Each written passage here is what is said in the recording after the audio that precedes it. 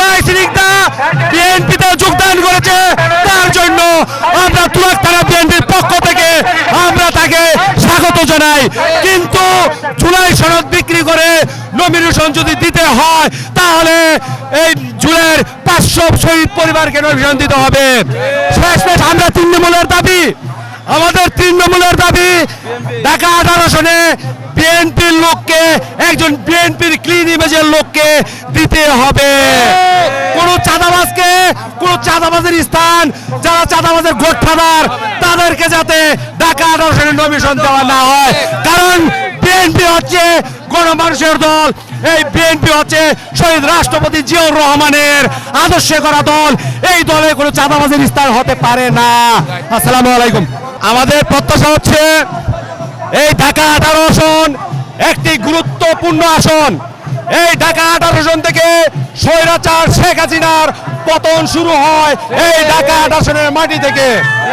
তাই আমি দেশনায়ক তারেক রহমানকে কাছে আহ্বান থাকবে এই ঢাকা 18 আসনের একজন ইমেজের লোককে এবং আমার দলীয় লোককে দেওয়ার জন্য আমাদের আহ্বান থাকবে। বিশেষ করে বলতে চাই, জুলাইয়ের সনদ বিক্রি করে যদি নমিনেশন দেওয়া হয় তাহলে আমি বলবো আমার বিএনপি পরিবারের 500 লোক এই জুলাইতে শহীদ হয়েছে।